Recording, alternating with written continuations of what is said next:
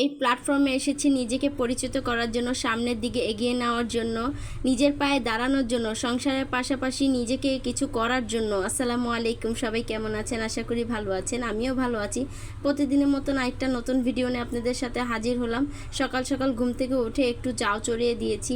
আম্মু আছে, আমার ছোট বোন আছে, তাদেরকে নাস্তা করার জন্য। আজকে খুব ভোরে উঠেছি, যেহেতু আজকে আমি একটু রোজা রেখেছি। তো আম্মু আর আমার ছোট বোন আছে, তাদের জন্যই নাস্তা পানি করা। আর এই তো কিছু হাঁড়ি পাতিল ছিল, সেগুলি এখন ধোয়া পাকলা করে নিচ্ছি। আসলে আমাদের মেয়েদের সংসার জীবনে কাজের কোনো শেষ নেই। সকালে উঠি আর দুপুরে উঠি না কেন, আর 10টার দিকে উঠলে তো মনে করেন কাজের কোনো গতিই পাই না, মানে লাগ পাই না। এজন্য সকাল সকাল এখন ঘুম থেকে উঠে কাজকর্ম সেরে বাস বাচ্চাদের নিয়ে বসে থাকা, নামাজ কালাম পড়া, এটাই এখন আমি চিন্তা করেছি। সকাল সকাল ঘুম থেকে উঠেই সব কিছু আয়োজনটা করে নিব, মানে রান্নাবান্না শেষ করে নিব। তারপর সারাদিন বিন্দাসভাবে ঘুমাবো, ঘুরবো, যেটা মন চায় সেটাই করব। আর কাজকর্ম থাকবে না। এখানে এই তো জাউটাও হয়ে গিয়েছে, সাথে কিন্তু একটু রসুন ভর্তাও করেছি।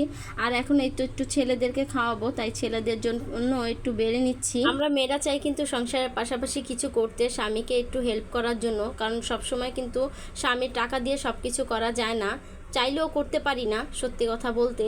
তাও নিজে একটু প্রতিষ্ঠিত হওয়ার জন্য অনেক কিছুই আমরা কষ্ট করে থাকি। এই প্ল্যাটফর্মে এসেছি শুধু নিজেকে পরিচিত করার জন্য, নিজে কিছু করার জন্য, নিজেকে স্বাবলম্বী হওয়ার জন্য, একটা উদ্যোক্তা হিসেবে নিজেকে মানে দাঁড় করানোর জন্য এই প্ল্যাটফর্মে শুধু এসেছি।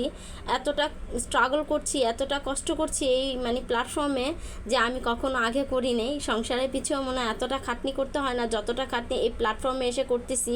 যাই হোক, এই তো হাতে মাখিয়ে কিছু গরু মাংস রান্না চড়িয়ে দিলাম। আব্বু আসার টাইমে কিছু গরু মাংস নিয়ে আসছিলো, বলছে তুমি রোজা রেখেছো তো একটু ভালো মন্দ খেতে হবে, তাই সুন্দর করে মাংসটা রান্না করো। তো যে ভাবা সেই কাজ, হাজব্যান্ড বললো। আর হাজব্যান্ড আমার জন্য যে এতটুক ভাবে আমি আসলে কখনো কল্পনা করিনি। আজকে আসলেই দেখে খুবটা মানে ভালো লাগলো, মনটা ভরে গেছে যে আব্বু আমার কথা চিন্তা করেছে যে আমি রোজা রেখেছি, আমার একটু ভালো মন্দ খাওয়ার দরকার।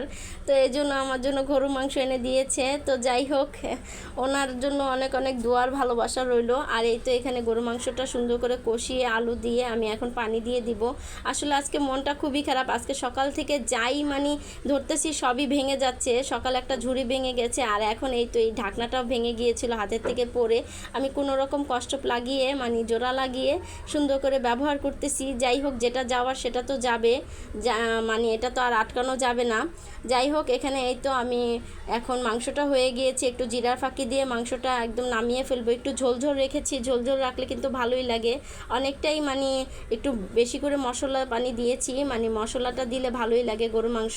আর ইউটিউব দেখে একটু বড়া বানাতে চেয়েছিলাম খানকুনি পাতা দিয়ে আর ডাল দিয়ে মেখে, এই তো একটু বড়া বানিয়েছি।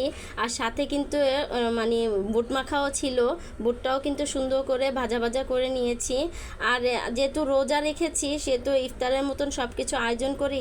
একা একাই ইফতার করব, আসলে একা একা ইফতার করতে একদমই ভালো লাগে না। সবাইকে অনেক বেশি মিস করতেছি। আব্বু, আমার ছোটো বোন সবাই তো কাজে যার যার ব্যস্ততা নিয়ে অনেকটাই ব্যস্ত। আমি আর আমার ছেলেদের নিয়ে ইফতার করছি। আর এই তো আজান দিয়ে দিয়েছে, একটু তোপমাদানা শরবত খেলাম, আর এই তো মুড়ি মাখাটা খেয়ে নিলাম। যাই হোক, ভিডিওটা কেমন লেগেছে অবশ্যই কিন্তু কমেন্টস করে জানাবেন। পেজে যারা নতুন আছেন পেজটিকে ফলো দিয়ে আমার পাশে থাকবেন। সবাইকে অসংখ্য ধন্যবাদ।